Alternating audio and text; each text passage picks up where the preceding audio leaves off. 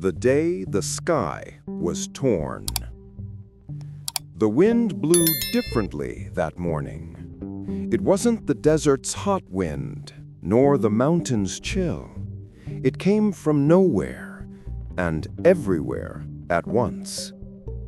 Kaya, the young Lakota warrior, walked along the edge of the canyon, the blue pendant of his grandfather hanging against his chest.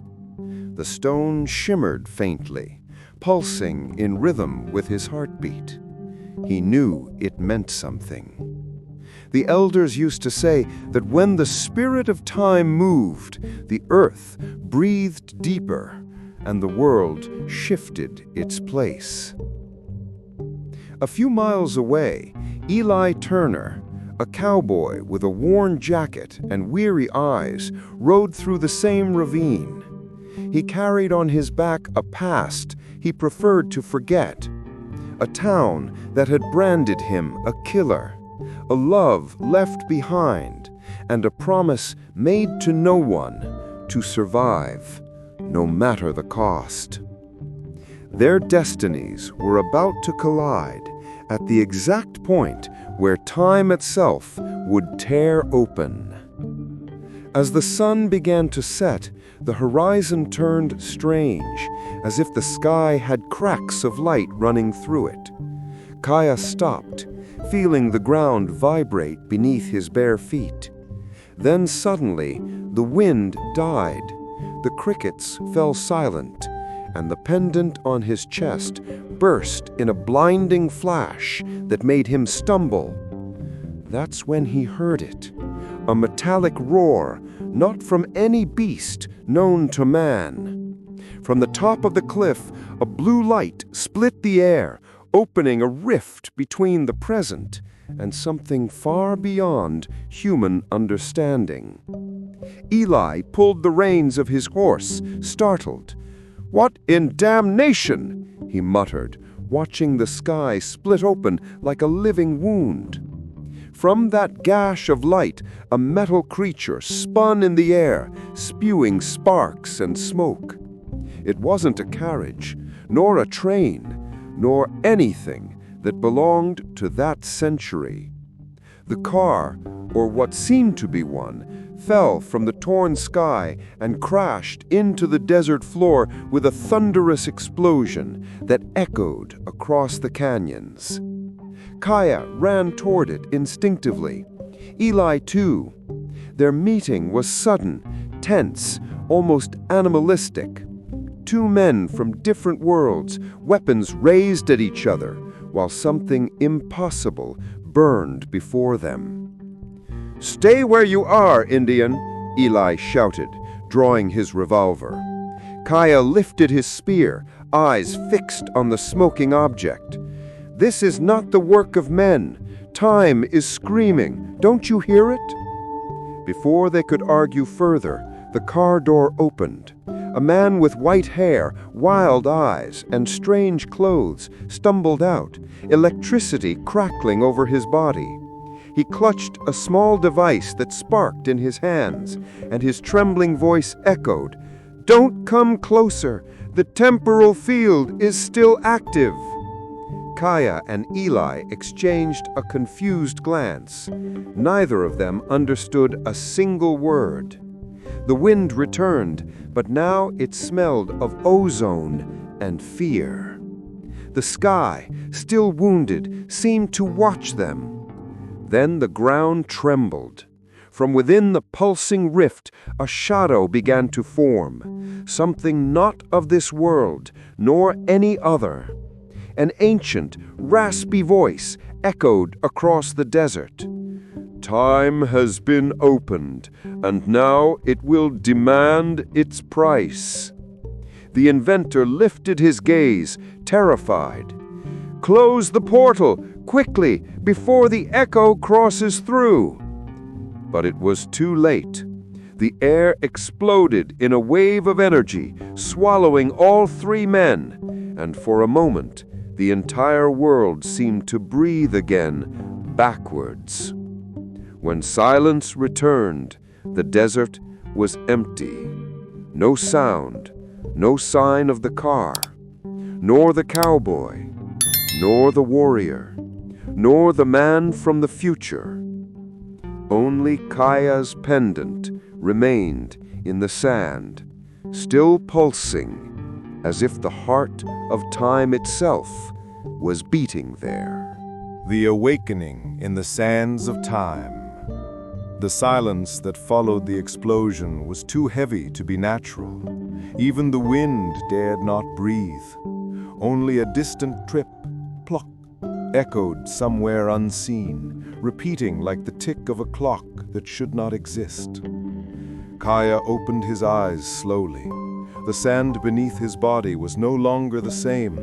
It was darker, almost red, and the sky above shone with an impossible color, something between gold and violet, as if day and night were fighting for space. He stood, dizzy, noticing the blue pendant on his chest glowing brightly, emitting a faint melodic hum like a song from far away. Where am I?" he murmured. There was no sign of the canyon, no car, no cowboy pointing a gun at him. Then a groan echoed through the dunes. Eli Turner lay a few yards away, half buried in sand, his hat just beyond his reach. Kaya approached carefully, the pendant still pulsing like a restless heart. When Eli opened his eyes, confusion clouded his face. "Did I die?" he coughed. "No," Kaya answered, scanning the horizon. "I think time swallowed us." Behind them, something moved, a long, silent shadow, as if the ground itself had come alive. From the hilltops, figures watched, humanoid shapes, warriors painted in glowing patterns under the violet sky. They held spears made of bone and crystal, their eyes reflecting the same blue light as Kaya's pendant. "They are the first ones," whispered Kaya, "the origin of all tribes. If they're here, then something's very wrong." The echo spoke again, its voice thundering like a storm. "Fix what was broken, or time will devour the West before it is born." The three men looked at each other in silence. The storm drew nearer. Kaya's pendant shone brighter than ever. Without knowing what awaited them, they took their first step into the unknown, toward the sands of time. The first ones. The sand now burned beneath their feet, as if the ground itself breathed fire. The storm roared closer, and the figures on the hills descended in perfect, eerie silence. Warriors wrapped in bone and leather, faces painted in white and red. They were not ghosts, but neither were they fully human. Kaya felt his blood pound in his temples. He knew those markings. They were the ancient symbols of the first ones, ancestors of all Western tribes. But legends said they had vanished before the sun itself was born as we know it. Eli's hand hovered over his revolver, torn between fear and defiance. "I hope these fellas speak hospitality." The inventor raised his hands in peace. Before he could speak, the ground cracked open with a dry snap. From the center of the plain rose a ring of stone, monoliths etched with living symbols that shifted and changed as if alive. The warriors knelt before it. One of them, the eldest, stepped forward, staff in hand, pulsing with blue light, the same shade as Kaya's pendant. His eyes pierced through time itself. He spoke in a language that sounded like thunder and river combined, yet Kaya somehow understood. "The veil is torn. The spirit of iron fell from the sky, bringing the man without time and the child of ancient blood." Kaya stepped forward, confused. I don't understand." The elder approached and touched the pendant on his chest. "You are the guardian, the last to hear the echo's voice before the great silence." The inventor watched, fascinated. "Impossible," he murmured. "These symbols are prehistoric, and yet they recognize you." Eli cut in impatiently. "All right, old man, someone mind telling me where the hell we are and how we get out?" The warriors murmured among themselves. The elder turned to Eli and spoke calmly. "There is no way out, man of dust. Time is not a road, it is a river, and now the river is in fury." Thunder split the sky. Above the circle, an image appeared, a distorted reflection of the portal, still open somewhere in the future. On the other side, shadows stirred. Something was trying to cross. The inventor paled. "It's the distortion, the energy released when the car fell. It's growing. If it breaches through here, it could erase the entire timeline." The elder regarded him with both curiosity and disdain. "The man of iron speaks of the future as if he owns it, but time belongs to no one." Kaya touched the pendant. It vibrated violently, almost painfully. "The echo is calling me," he said, closing his eyes. Visions flooded his mind, cities dissolving, rivers flowing upward, men of steel turning to dust. At the center of it all, a being made of shadow and lightning, the true echo, guardian of all transitions between worlds. When Kaya opened his eyes, he was trembling. "If we don't close the portal, the echo will devour everything, past, present, and future." The inventor nodded grimly. "Then we must find the origin point, the first echo." The elder's voice deepened. "The origin lies in the heart of the West, where time was born, and there it must die." Eli smirked faintly. "The heart of the West, huh? Sounds like one hell of a long ride." The old warrior raised his staff. From its tip, blue light burst forth, forming a map of sand and energy on the ground. Mountains, rivers, and a deep valley, the Valley of Silent Fire. Kaya turned to the others, resolute. "Then that's where we go, before time decides to erase us first." The first one stepped aside, opening the path. The wind rose again, hot, heavy, and full of promise and peril.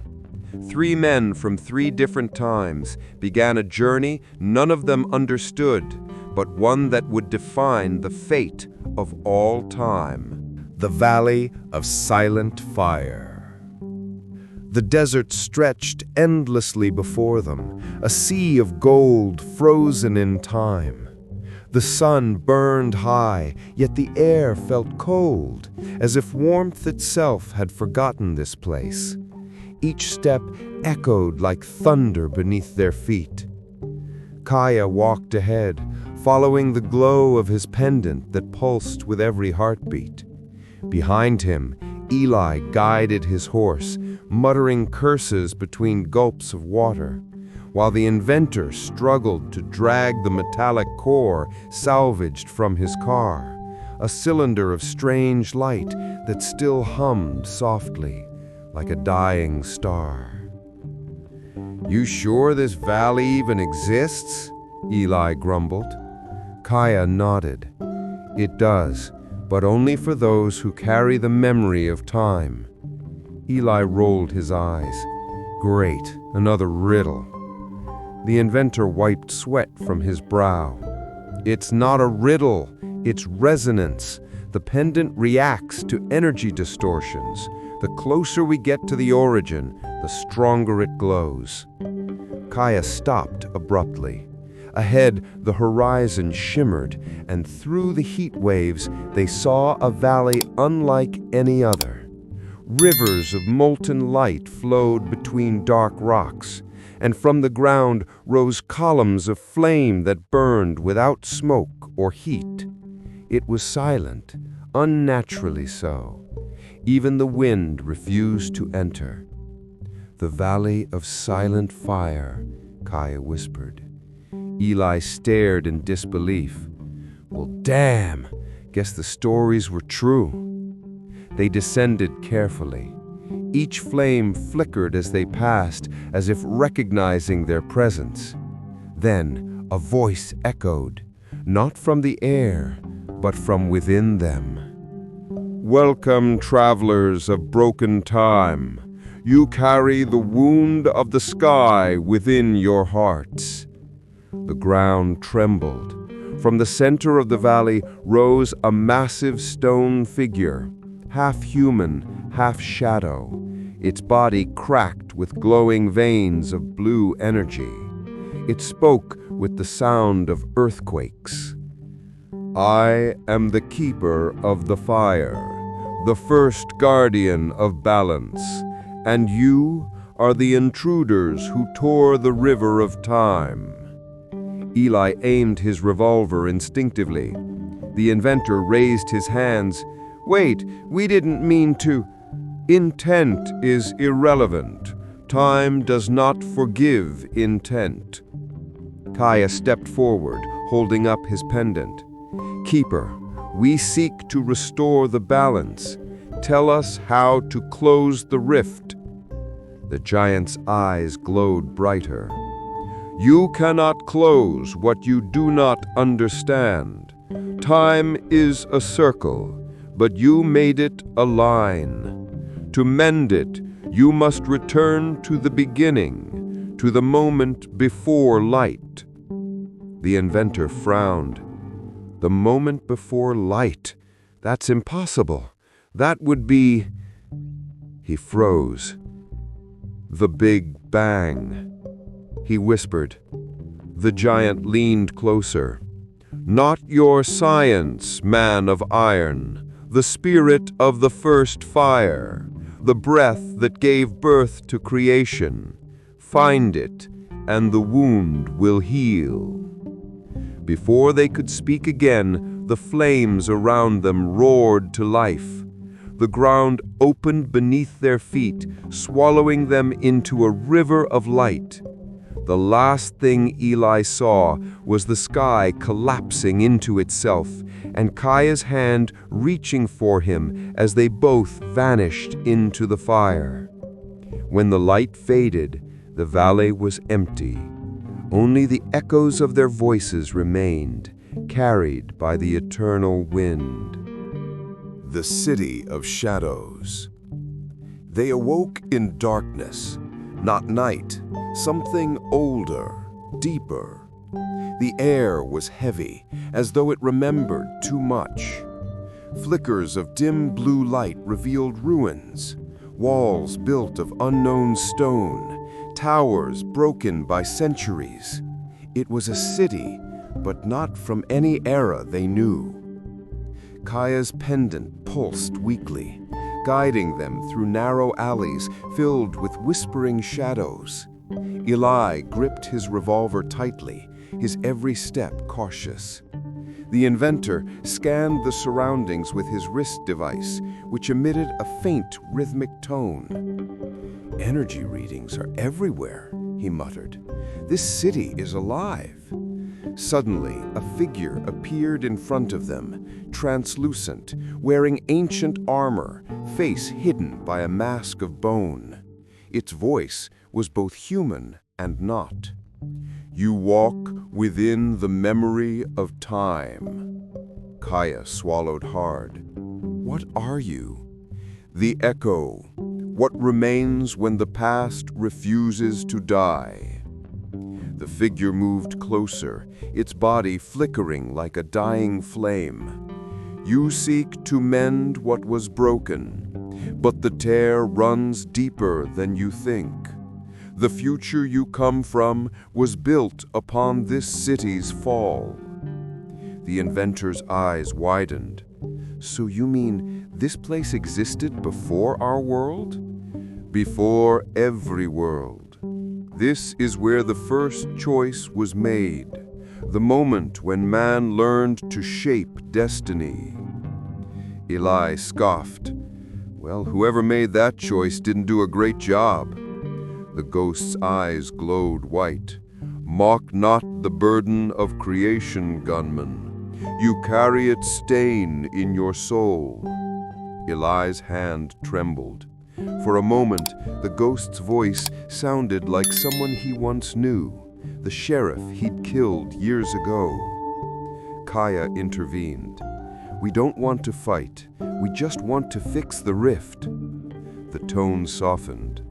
Then you must find the heart, the first flame. But beware, time has grown hungry. It lifted its hand and pointed toward the distant horizon. Through the ruins, they saw a great light, golden, pulsing, surrounded by storm clouds. That is the heart of the West.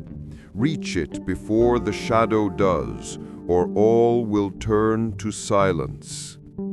The spirit vanished, leaving only the echo of its words. Eli exhaled slowly. Guess we know where we're headed. Kaya looked at the golden light with determination. Then we ride, before the future dies again.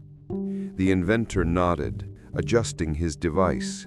Let's finish what time started.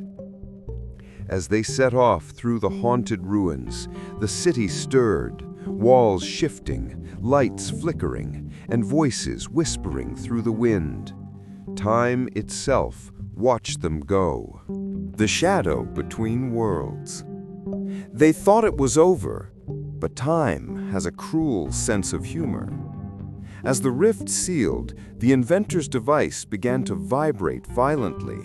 He looked down, reading spiking beyond measure. No, it's not stable. The feedback is reversing. A wave of dark light surged from the heart, engulfing them again. When the world reformed, they were somewhere else, a barren wasteland of gray stone and still air. No sound, no color. Eli looked around, confused. Where the hell are we now? The inventor's face paled. We're between timelines, the shuttle realm, the space between what was and what will be. Kaya stirred, weak but alive. His eyes glowed faintly blue, his voice calm. The echo isn't gone. It lingers here. The air rippled. The echo's voice returned, distant but powerful. You cannot destroy time. You can only choose which version survives. The world flickered, showing flashes of alternate realities. A West where the tribes conquered the colonists, another where machines ruled the land, and one where the earth was nothing but ash. The inventor fell to his knees. Every timeline we've touched, they're all bleeding together. Kaya struggled to his feet. Then we must choose. Eli frowned. Choose what? To the world worth saving. The echo appeared once more, vast, broken, yet eternal. Choose carefully. For the moment you decide, all others will vanish.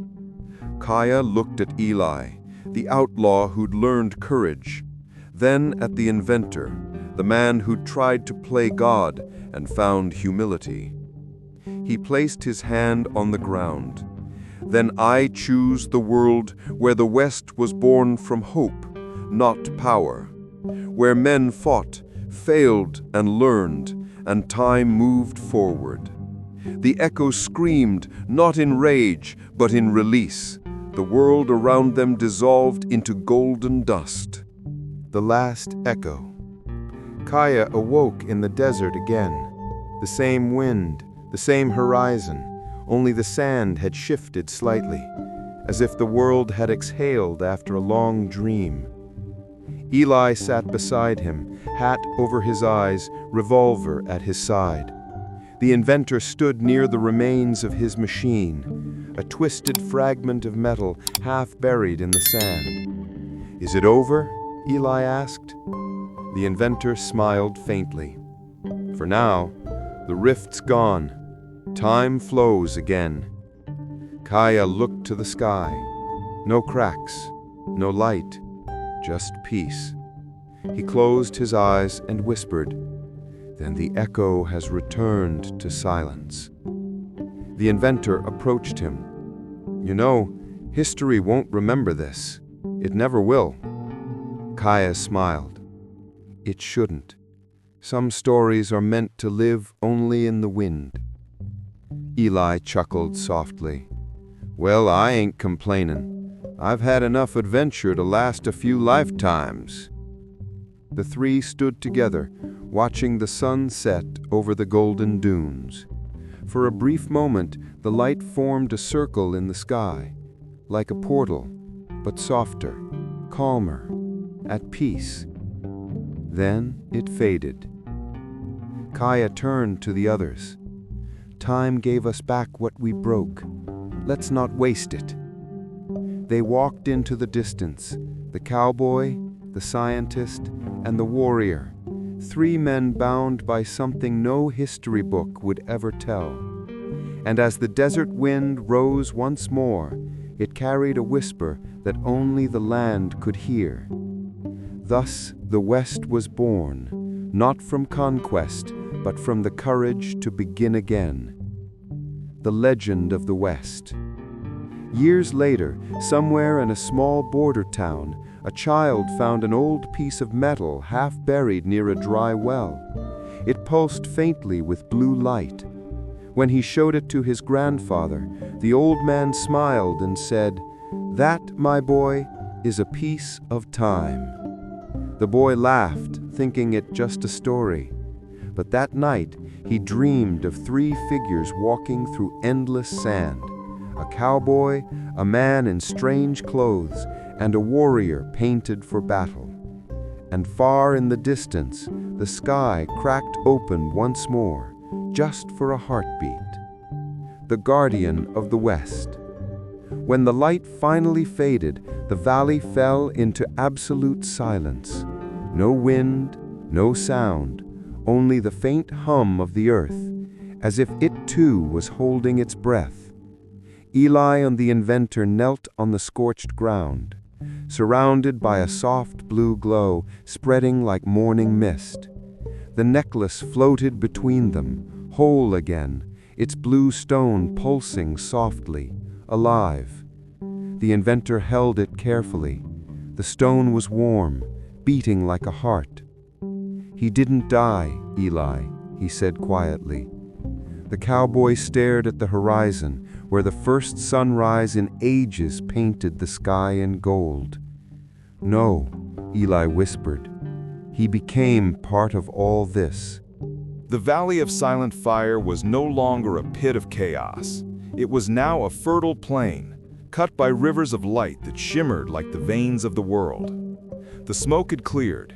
The air smelled of rain and birth. Time was breathing again. But high in the mountains, a figure watched. It was Kaya, or what remained of him. His body was made of dust and starlight, his eyes reflecting entire galaxies. He smiled. The West is safe, for now. The return of the river. Days later, the inventor and Eli left the valley, following the new river born from the shattered tower.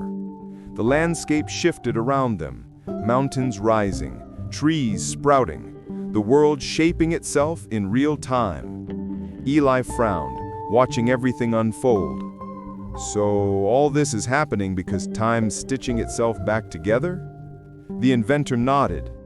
Yes, the rift's closed, but the fabric's rewriting itself. Every step we take creates another second. They camped on a plateau where the horizon stretched forever. That night, the sky was full of unfamiliar stars, constellations no man had ever seen. Eli dreamed. He saw Kaya astride a horse made of pure light, galloping across ages like wind through eternity. The warrior's voice echoed softly. "The West needs memory, Eli. Without remembrance, time will lose itself again." When morning came, Eli woke determined. "We have to go back to where it all began." "The canyon?" asked the inventor. Eli smiled. "No. Home. The true West. The path of dust. The journey back was long. They crossed deserts that changed color by the hour, mountains that moved when no one looked, and cities that flickered in and out of existence with the setting sun. Time was still unstable, playful, dangerous, unpredictable. In one of those ghostly places, they found a strange village. Men and women lived in harmony, but spoke a jumble of languages, some ancient, some from centuries ahead. Eli soon realized the truth. They were lost travelers, people swallowed by the rift from different eras. The inventor built a small station using scraps of metal and gears. "I can stabilize this place," he said. "Turn it into a fixed point in time." Eli nodded. "Do it. The West needs roots."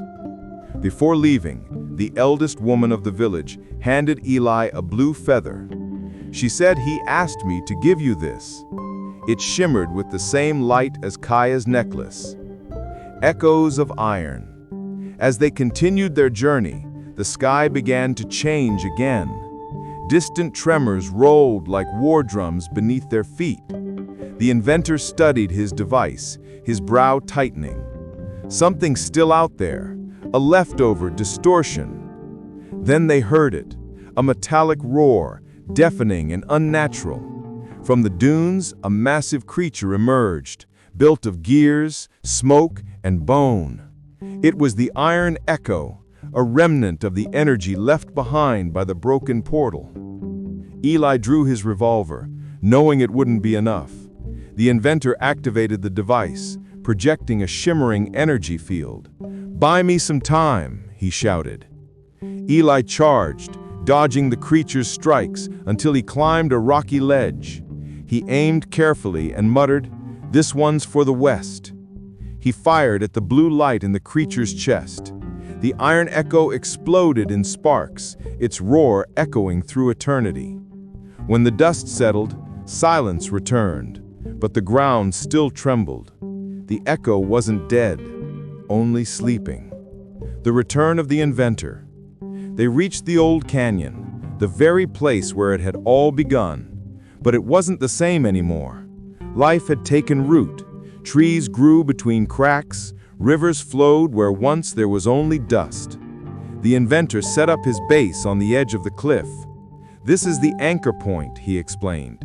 "If I can sink Kaya's stone with the residual field, I can stabilize time permanently." Eli crossed his arms. "And if you mess up again?" "Then everything collapses," said the inventor. "All of it." For days they worked tirelessly. Eli scavenged the desert for parts, while the inventor adjusted gears and recalibrated the flow of energy. On the fourth night, a blue storm gathered over the canyon.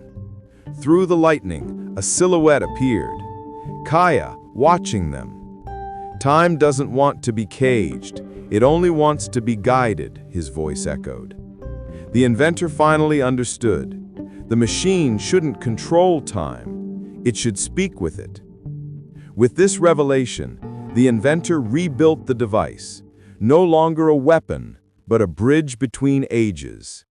Eli watched in silence. "So that's it? Not a cage, but a bridge." The old man smiled faintly. "Exactly. And someone has to guard it." When he activated the device, the air shimmered with blue light. The world around them began to stabilize. Stars stopped spinning. The wind found its rhythm again. But from the distance, a roar shattered the calm. The Iron Echo had awakened, furious and unstoppable. Eli mounted his horse, tightening his grip on the reins. "If time wants a fight," he said, "then time's got one." The Duel of Ages. The battle was unlike anything the West had ever seen. Eli galloped through storms of lightning and dust, firing his revolver at the colossal creature. The inventor fought to keep the energy field alive as the Iron Echo tore through space itself. Each strike distorted reality. The ground cracked, stars blinked out. Eli was thrown from his horse, but got back up, coughing blood. His revolver smoked in his hand. "Kaya, if you're still out there, now's the time." The sky split open. A beam of blue light descended, and from it, Kaya appeared riding a horse made of pure energy. He charged, merging with the creature in a blinding explosion that shook the heavens. Time froze. Eli saw everything suspended: wind, light, sound. And then, in one breath, the West was reborn. The New West. When the sun rose, the world was different. The desert had rivers now. The sky was clear. The air smelled like life. The inventor woke among the ruins, Eli beside him. "You did it, Cowboy," said the inventor with a weary smile. Eli stood, staring at the horizon. No, he did. In the distance, a rock formation shaped like a mounted warrior rose above the valley, Kaya's silhouette, carved by time itself. The West had returned. Echoes of tomorrow. Years passed. Eli Turner became a legend, a man who rode where time flowed slow, helping lost travelers find their way.